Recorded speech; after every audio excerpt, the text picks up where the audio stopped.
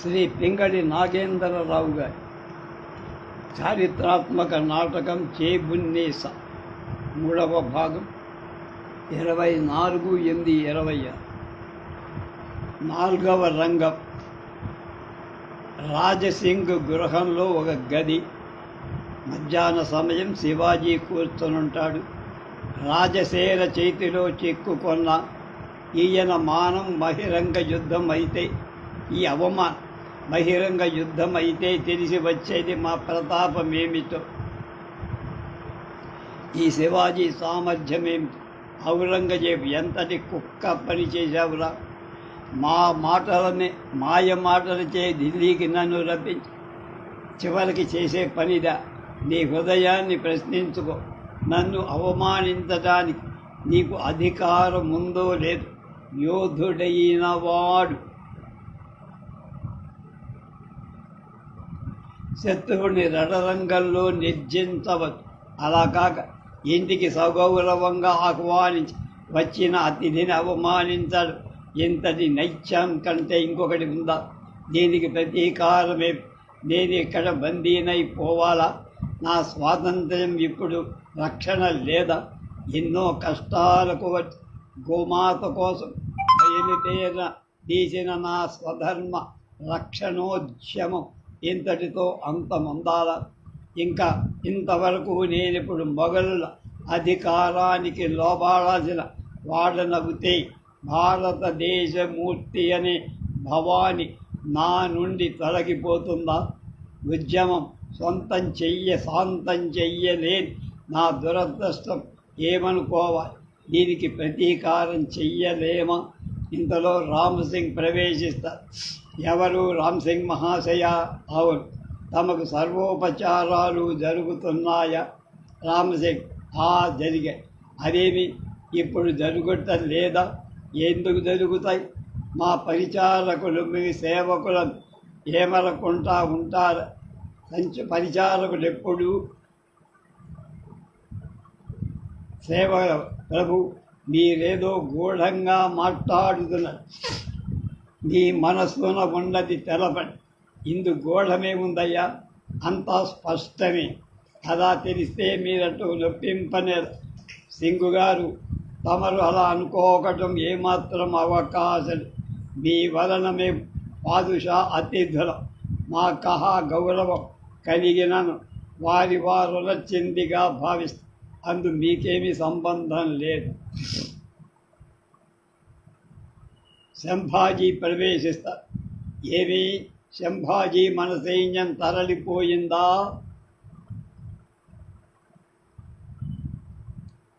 సంభాజీ. అవును. నగర ద్వారం వరకు వాళ్ళని సాగనంపి వచ్చి రామ ప్రభు సర్వసైన్యాన్ని పంపివేశారేమిటి? పాదుషా వారికి అతిథి సత్కార భారం ఎక్కువని. కుమారా,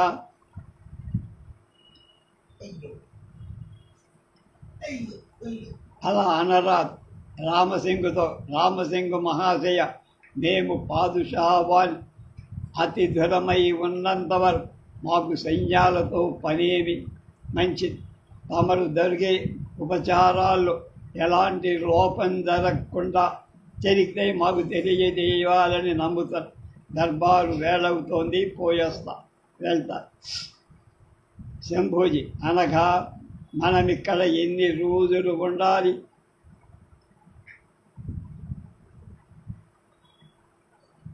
అదే ఇంకా తేలలేదు శివాజీ. తెలిపేవాళ్ళెవరు? భవానీమాత. మనం ఇక్కడకు వచ్చిన పని ముగిసిందా? కొంత. పాదుషా వారు మనల్ని సన్మానించి ఇంకా ఎందుకు పంపలేదు? సన్మానించుట అయింది. ఇంకా మనం పోకుండటానికి కారణం మన సైన్యం ముందు పంపించేసంగా మనం కూడా జనక. సంభాజీ అంటే తండ్రి. తమరేదో నా వద్ద దాస్తున్న సైన్యాన్ని ముందుగానే ఎందుకు పంపారు? ఎంత అడిగినా చెప్పలేమి. కుచితుడుగా ఈ ఔరంగజేబ్ మనల్ని ఏదో మోసం చేసినట్టు నాకు తోస్తా. అవును కుమార, పాదుషా మనల్ని ఖైదు చేశాడు. ఏమి? మనల్ని ఖైదు చేశాడు. ఎంత ధైర్యం వచ్చింది! ఇలాంటివని సింగంతో చెలగాడటం అది అతడి అరగడు కావు. ఉభయులను బంధితులు నిరాధారులయట. గర్వం మందుతునుండే గాని ఈ మహారథావీరుడి చేత వాడి ఈటి కొట్టు తనకు తప్పవటంతు తలపొడకో అని. అంటే శివాజీ దెబ్బ రుచి చూడాలని ఉంది. కుమార, వీరోక్తులతో మనకి ఇప్పుడు ప్రయోజనం లేదయ్యా. ఏ ఉపాయం చేతనై మనం ఈ చెరసాల నుండి తప్పించుకొని పోవాల్సిందే. ఆ తర్వాత వీరి పని చూడాలి. ఏ ఉపాయం చేత అది జనక నేతాజీ రఘునాథ పంతుని ఢిల్లీలో ఉన్నారు కదా, వారికి మన అవస్థ తెలిసిన మనల్ని తప్పించటానికి వాడు ప్రయత్నించకే వారికి ఏమి ఆటంకాలు కలిగింది 1-2 రోజులు చూసి కానీ ఏది నిర్ణయించడానికి వీలు. కానీ ఎలా జరుగుతుందో చూద్దాం. కానీ మనం స్నానానికి వెళదాం. ప్రస్థానం. 5వ రంగం. రామసింగ్ గృహ అభ్యంతరం.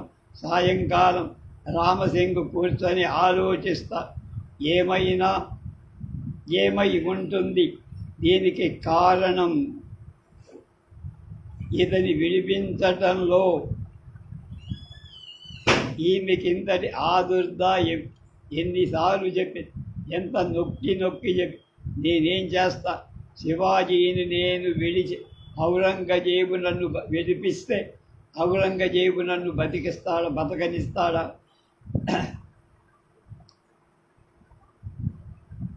విలువకోకపోతే రాజచక్రం 1 వేళ తిప్పుతున్న ఉన్నీసా బేగం నాకెలాంటి మూడు కలుగుతుంది? ఈ సంగతి తెలిస్తే ఆ తండ్రి మండిపడతాడా? హిందూ ధర్మాన్ని ఉద్ధరించటానికి బద్ధ కంకణుడైన ఈ మహారాష్ట్ర నాయకుడు చెర నుండి విముక్తి చెయ్యటానికి ధర్మమనే నాకు తోస్తాడు.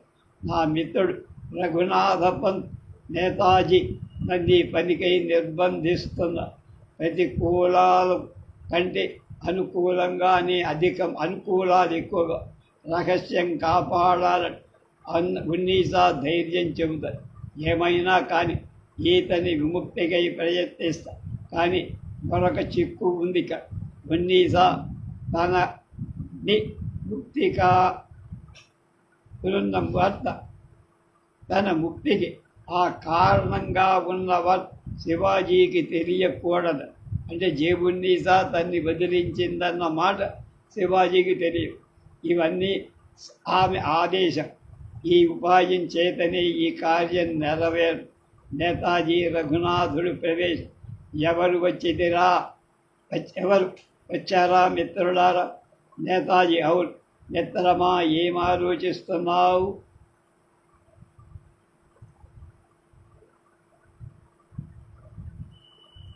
మిత్రులారా, నేను మీ పని చేస్తా.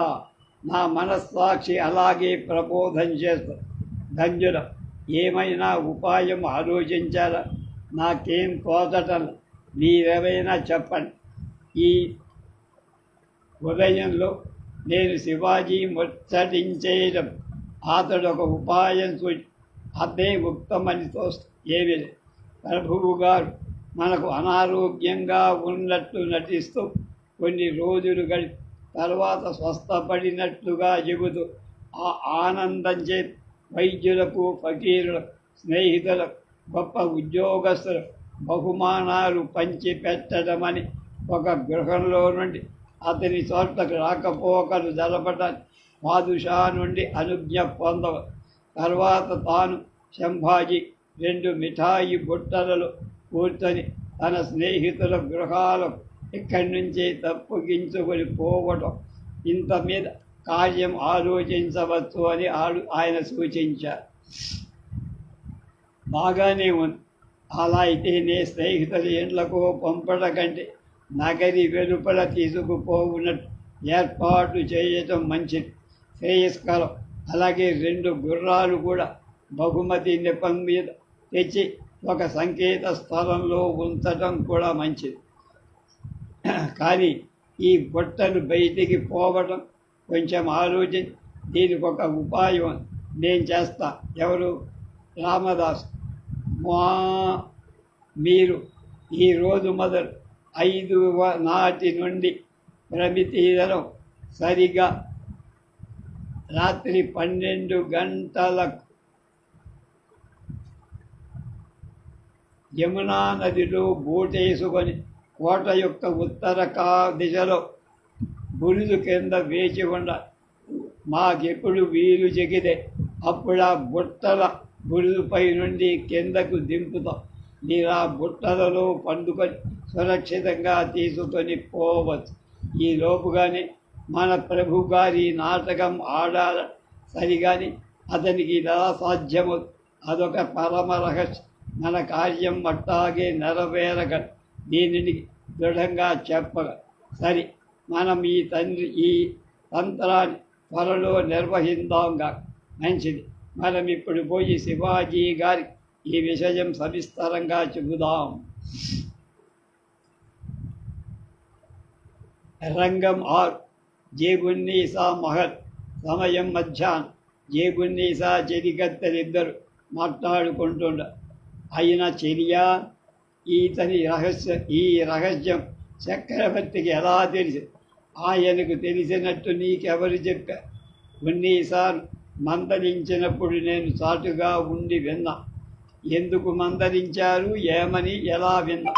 అతడు మహమ్మదీయ మతం స్వీకరిస్తే అతన్ని వివాహమాడటానికి నీకు అనుజ్ఞ ఇస్తాను అని చక్రవర్తి ఉన్నీసాతో ఆగ్రహంగా పలికి వెళ్ళిపోయి దయ్యం పట్టినట్టు తిరుగుతున్న. అందుకే నీకెప్పుడు ఇంతే కదా.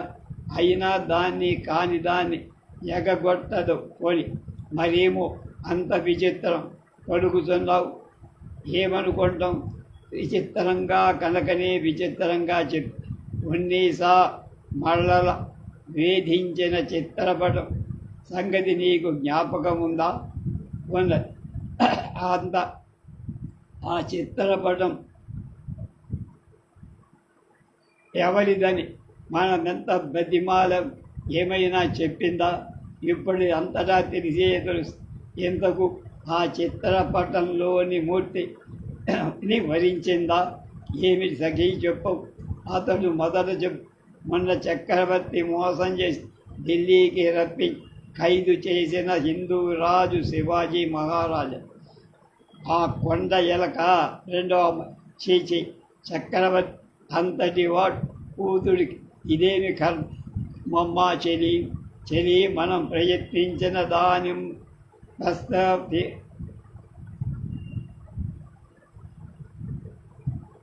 ఊరికే అసహ్యించుగల ప్రయోజనం ఏమైనా ఉందా?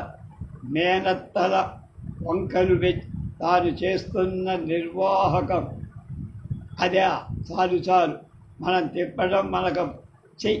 అలా అంటుంటే సగమ చక్రవర్తి తన కుమార్తె యొక్క ఈ అవస్థకు చాలా కేంద్రుడై ఆమెకు ఎట్లాగైనా నచ్చజెప్పి పశ్చాత్తాపం కలిగించాలని నాతో ఎంతో జాలిగా చెప్పాడు.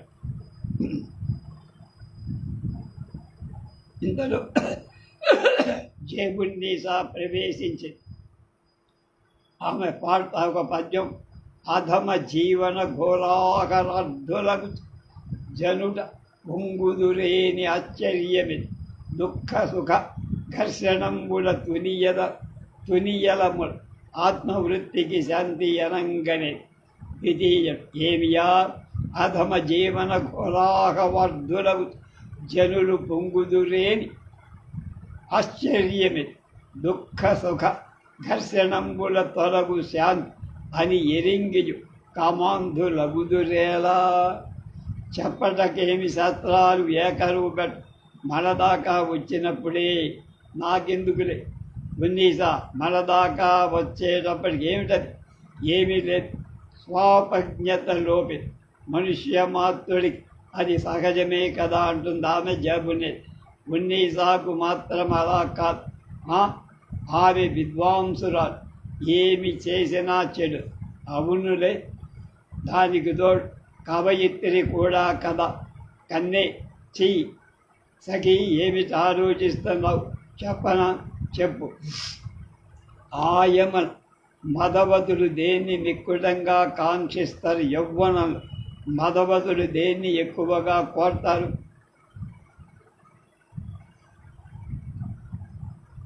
భూషణాదు లేకపోతే కావ్యం. శృంగార కావ్యాలన, ఏకాంతవరాల, భోజనాలు, కాంక్షణాలున. ఎందుకమ్మా తగు సంశయం భాషించింది? నువ్వు నువ్వేమని పెండి తమకున్న ఎక్కువ చదువు కొన్నది కదా మనకన్నా. ఉన్నీసా, ఏమమ్మా చెలి, ఏమిటి నీ పెళ్లి సంగతంట? చెలి, నేడిట్లు సాగించారేమిటి? నాకు ఈ మాట చెప్పు, పెళ్ళి అవుతుందా? అబ్బా అవునే, ఇక నన్ను విడిచిపెట్టండి. పతి వద్దకు పోవటానిక? చెయ్యిపో, దూరంగా పో. సఖీ కోపపడ, నిశ్చలు అడగటం ఒకంచుగా స్వతంత్రంతో చేస్తా. ఏమిటా నిర్బంధం? ఈ వైపున ఉన్నట్లే ఆ వైపు కూడా, అంటే శివాజీ వైపు కూడా.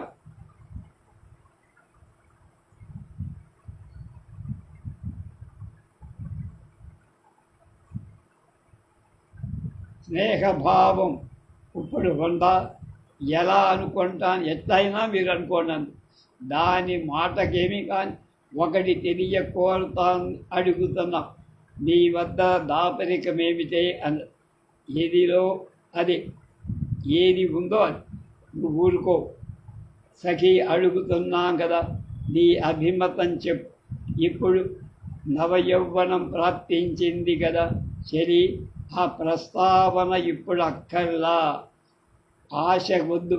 యవ్వనం ఎలా సార్థకం కావాలో ఇప్పటికి నా ప్రశ్నే విచారణకు రాల.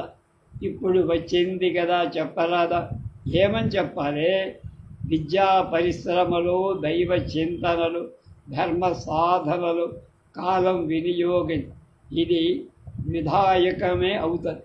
వీటిలో మరొకటి ముఖ్యమైన ఉంది, కన్యకు ప్రత్యేకం కదా. ఏమో ఆలోచిస్తూ పోని, నేను ఆలోచించి చెబుతా. నీ అభిప్రాయం పెళ్ళి ఆడాలి కదా. ఇచ్ఛాధీనం. ఎవరి ఇచ్ఛాధీనం? యోచనంద. ఈ కర్తవ్యం ఆలోచించి చెప్పిన మాటేనా అని అడుగుతారు. స్త్రీ జన్మ సార్థకత, మాతృత్వం అంతే కదా సిద్ధించేది. కొన్నిసారి నీవన్న మాట నిజమే, అది వ్యక్తి ప్రకృతిని బట్టి ఉంటుంది. ఉద్వాహం పెళ్ళి కథానాయక కాదు, నిర్బంధం చేత చేసేది లేదు. అది ఎందుకు? నీ మాట చెప్పవమ్మా, నీకు వివాహమాడాలని ఉందా లేదా? అది ఎందుకు ఇప్పుడు? ఇవాళ ఇట్లా మొదలుపెట్టారేమిటే సాధింపు కాదు సఖీ, తెలియకోరుతున్న ప్రీతితో అడుగుతున్న. చెప్పు, నీకు వివాహమాడాలని ఉందాలే? మీరు నా ప్రాణసకులని నా హృదయాన్ని మీకు విప్పి చెప్పారు. పరిణయ పాశాలచే కట్టిబడి ఉండటానికి నేను ఒప్పుకోను. నీ మేనత్తలాగా చెయ్యి. అది ఉన్నీసా, నీ తత్వం విపులంగా చెబుతావా? నీ తత్వం ఉన్నీసా ఏమన్నది? పరిణయ కథనే లభ్యమవు సుఖాలు క్షణిక, సంపూర్ణాలు ఆధ్యాత్మిక చింతనాల్లో సాలని భౌతిక సుఖభోగాలచే తృప్తి పొందాలని అనుకుని ముక్తి సిద్ధికి మొదటిదే రెండవది ఎంతయో కాలానికి వచ్చి తుదకు ఆ మార్గంలో కలిసి బుద్ధిమంతుల ప్రథమాల నుండి సత్య మార్గాన్ని మొదటి నుంచి సత్య మార్గంలోనే అవలంబి. ఈ వేదాంతం నువ్వు సృష్టించిందే కదా, నేనేం సృష్టించాల. ప్రకృతిలోనే ఉంది ఈ సత్యం. ఎప్పుడు వివాహమాడిన వాళ్ళకెవరికి ఆత్మచింతన లేదా అన్నాడు. ఉంటుంది మున్నీసాదు. అయితే చెలి, నీ ఏ మార్గంలో శ్రేయమని అనుకున్నావు? మొదటి మార్గం ఇక ఎప్పటికీ వివాహం కాదా? మాట్లాడు చెలి, నువ్వు పొరపడుతున్నావు సుమా. ఏమాత్రం లేదు. ఎవరిని వివాహమాడటానికి నీ నిశ్చయమని ఆలోచించి చెప్పు. ఎన్నో రోజుల నుంచి నేను ఆలోచించాను, నిర్ణయానికి రాలేక. ఎవరిని వివాహం ఆడతావు? నా కళాని భాష ఇస్తావా? చాలు. ఇది అడగటానికి నువ్వు పెట్టిన పట్టడం మనకున్న సంఘ ధర్మాన్ని విచారింపాలి. సంఘ విధులొకప్పుడు ఆత్మోన్నతికి భంగాలుగా ఉంటుంది. అప్పుడు వారికి అందించిన ఇవ్వాలి. అది దోషంగా. ఈ సంగతి పిలవని తండ్రి చాలా దుఃఖిస్తుంది. నేను తండ్రిని ఒప్పుకునేట్టు చెయ్యగలుగుతా. ఇప్పుడు ఆ మాటకు కాదు. అతడు మాత్రం మనస్ఫూర్తిగా ఒప్పుకుంటాడా? అసంభవం. నీ ప్రార్థన తోసివేయలేక. ఒకవేళ అలాగే అన్న అతని హృదయం చింతాగ్నిలో రగులుతుంటాడు. చింతాగ్నిలో ఎందుకని?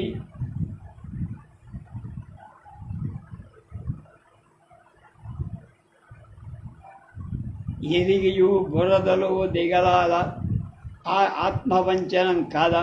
కొన్నిసార్లు ఈ ఉపన్యాసం నాకు వద్దమ్మా, నేను అడుగుతున్నా, నువ్వు పెళ్లి చేసుకుంటావా? నువ్వు అలా నిర్బంధించకూడదు. ఒక మాట విను అని పద్యం అంట. తరుణి భౌతిక సౌఖ్యభోగముల చందంగాది వైవాహిక స్ఫురణం బట్టి సుఖానుభూతి ఎప్పుడు వందంగా కాంక్షింప సుస్థిర స్వర్గీయ సుఖోపభోగరతి వంచింతుని మనంబార నిత్తరి ఉద్వాహమునాడు మంచి బలవంతం వేల కవింతువు అని. సకులారా, ఇంత మొండి పట్టు పట్టకండి అని. మొండి పట్టు కాదు, శరియా పంతము కూడదింత. మరి ఏ స్త్రీ ఎట్లు కావించే మున్నిల వైవాహిక సౌఖ్యమంతకై జీవింపంగ ధర్మంబే. ఈ లలలా సృష్టి ప్రజాభివృద్ధి ఇవాలాయంబు. ఈ బుద్ధి కవి వలాయంబు కల్పించే నిశ్చల సత్యంబుగా దైవమానియతి నుచ్ఛర్జింపగా న్యాయమే. చలి, ఈ ప్రార్థన మన్ని క్షమించు ఎవరు కొన్నిసార్లు అజ్ఞాత కృతాల్లో సంఘశాస్త్ర మర్యాదలుగా అవి స్వోపజ్ఞ కలవాళ్ళు సత్యాన్వేషణలకు మాత్రమే కాజాలు. సంసారంలో అందరూ అజ్ఞానులా అంటారు. ఈ మాత్ర చింత కలవారు లోకంలో వివాహం ఆడలేదా? చలి, నేను అలా అన్నానా? సర్వ విధాల యోగ్యుడై పురుషుడు దొరికితే వివాహం ఆడతాను. అంతదాకా నేను అలాంటి పురుషుడు దొరికితే పెళ్లి చేసుకుంటావా? ఆడుటకు అభ్యంతరం ఉండదు. అలాంటి పురుషుడు లేడా? మహమ్మదీయుల్లోనే లేకపోవునా? పోని హిందువులలో ఉన్న విధర్ములు కదా వాళ్ళు. మహమ్మదీయుల్లో నాకు తగిన వాళ్ళు లేడు. హిందువుల్లో ఉన్నారా అంటే అలా ఉన్నా నాకు మన ధర్మం వాళ్ళ ధర్మం వేరు కదా అంత. నేను నీ ధోరణి అంతా విచితంగా ఉందమ్మాయి వాళ్ళనంటూ అది. ఏమి కవుకో ఎందుకో కాదు, మేమొక సంగతి విన దానికి విరుద్ధంగా ఉన్న చలి. అసలు రహస్యం విప్పి చెబుదాం. మా అనుమానం నువ్వు శివాజీని మోహించావని విన్నాం. అక్కడ ఎలాంటి దారుణ వాక్యం పలికారే. అలాంటి పవిత్ర హృదయుని మోహించేవాడు కళంకం ఆపాది. నేను పాప కూపంలో పడిపోనా? మా జనకుడు కోపంలో అలా అన్నాడుగా. ఎన్ని రోజులు నాతో కలిసిమెలిసి ఉన్న మీరు, మన శరీరాలు వేరి హృదయం ఒకటిగానే ఉన్న మీరు ఈ ఉన్నీసాను అనుమానించారా? నిజం వినడు. ఆ శివాజీ సజాతీయుడైన విరోధి అయిన అతని స్వధర్మ నిర్వహణ దీక్ష పరాయణతను చూసి నేను ముగ్ధనైపోయా. అతని వీరత్వం నిష్కళంక చరిత్రాన్ని చూసి అభిమానించా. అతని నాకు కలిగిన సత్యాభిమానం కాని మోహం కాదే అన్న. రాజంజుండు స్వధర్మ నిర్వహణ భారం బూనుటం కాంచి తేజోరాది అనంతమౌటర ధాత్రీనాథ దుర్లభ్యవౌ సౌజన్యత్వమునందు ఉంటగని ఈ సత్యాభిమానంబు హృద్రాజీవంబు సంజనించను విధి ప్రాబల్య సంస్థ్యాయమై. కేవలం అభిమానం యొక్క పరిణామం ఏమైనా కాని ప్రథమ శక్తి ఈ విషయమై ఇక ప్రస్తావించకక్కల. శృతిమించనుంటే చాలు, ఇక మనం వెళ్దాం అని వెళ్ళిపోతారు. ఏమీ ఉన్నీసా అనుకుంటారు. ఏమిటి వీళ్ళ పిచ్చే లోక సుఖాలు వినా వివాహ ఐకలభ్యాలు అని వీళ్ళ విశ్వాసం. లోక సుఖం అంటే వివాహంలో అలయ సంస్కృతి సంవర్గ పరపమెల అనుభవించునదేమి వృక్షావసం పరిణయ విధంబు చేత ప్రాప్యంబు నరక ప్రారంభులై తుచ్చ భోగంబు వలదు.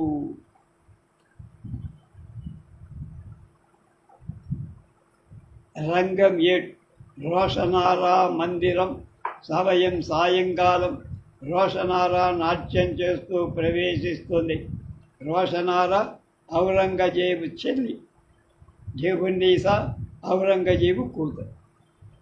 నృత్యం అయిపోయితే నాటి నుండి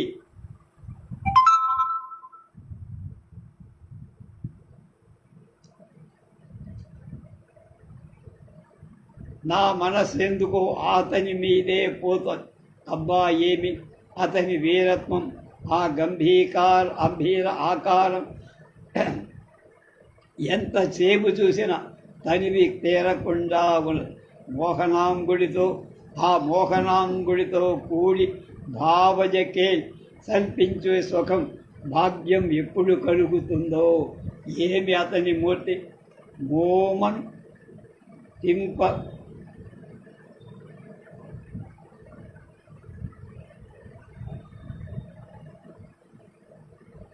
భూమును దిలకింప పూర్ణ చంద్రుడితోడ పంతంబులాజడి పగిది దోచ వక్షంబు నలయ దివ్యంబయై వెళదయై హస్తి కుంభస్థలమట్టు దోచ బాహుల వీక్షింప పౌరుషోద్రేక ప్రజ్ఞాకేతనంబులనంగతో కన్నుల బరికెంప కామదేవునిచే దీపికా కథం తీరుదో. అతని లావణ్యమును మోహనాంగకముల పొంకమును పరిశీలింప పులకరించి నాదు తనువెల్ల ఇట్టి సౌందర్య సార ముద్రమని ఇంకా ఎన్నడూ పొందగలను. ఏ విధంగానైనా అతన్ని పొందాలి శివాజీ. అతని పొందాలి. అతనికి ఇక్కడ తీసుకొని రావడం ఎలా? ఏమి ఈ రోషనారా సంకల్పానికి రిక్తమవుతుందా అంటే చెడిపోదు కదా, అసంభవం. అందుకై ప్రయత్నిస్తా. ఎవరో వస్తున్నది. దాసీ ప్రవేశ్. బేగం సాహెబా వినారా ఈ సంగతి?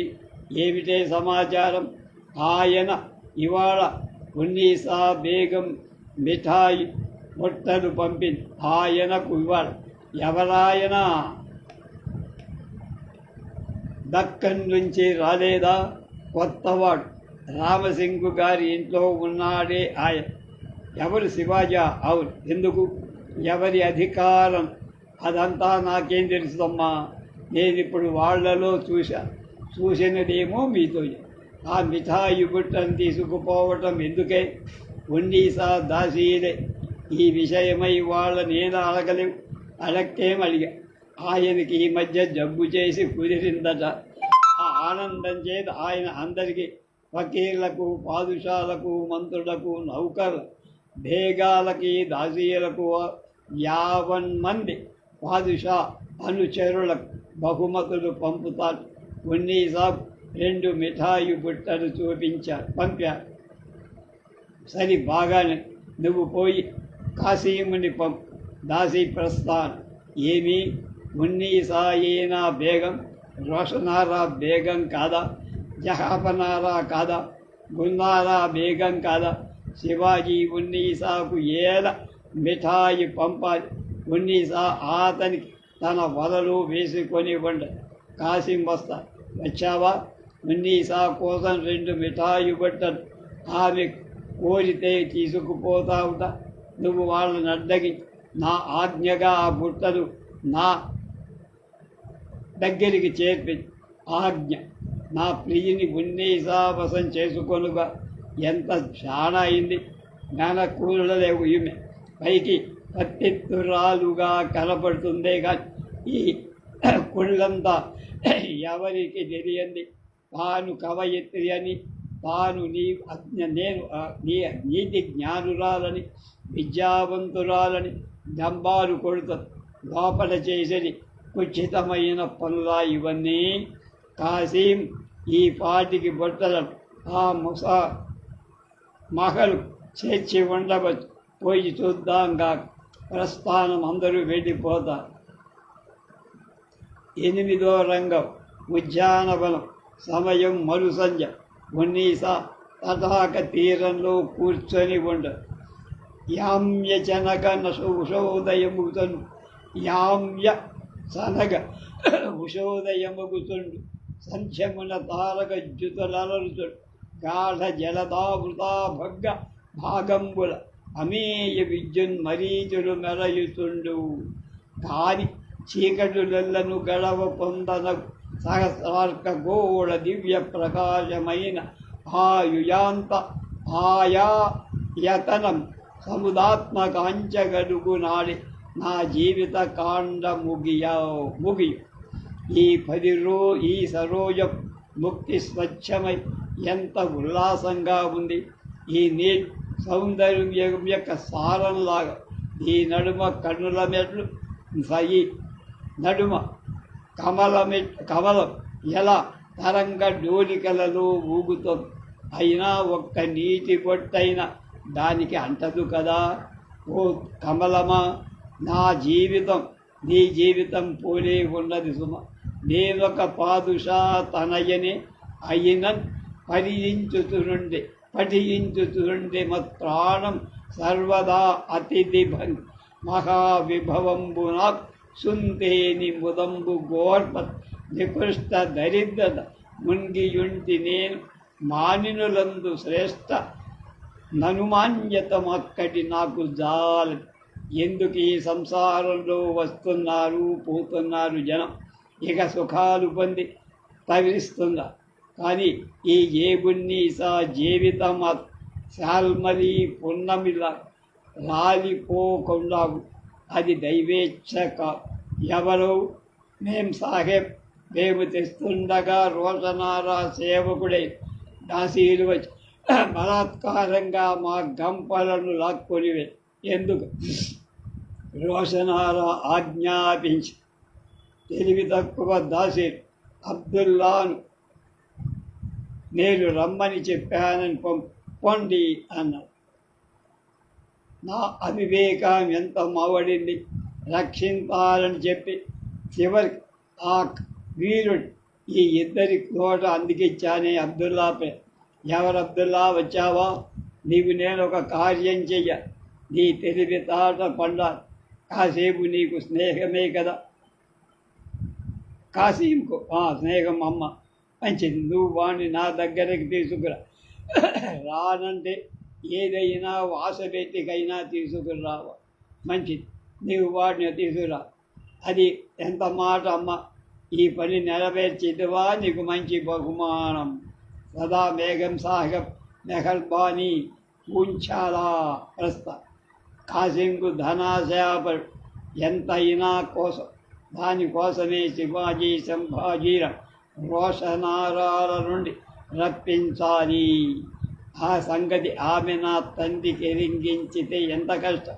శివాజీ ప్రభు ఉన్నీసా నిన్ను ప్రేమించటం వల్ల కలిగే సుఖమా ఇది?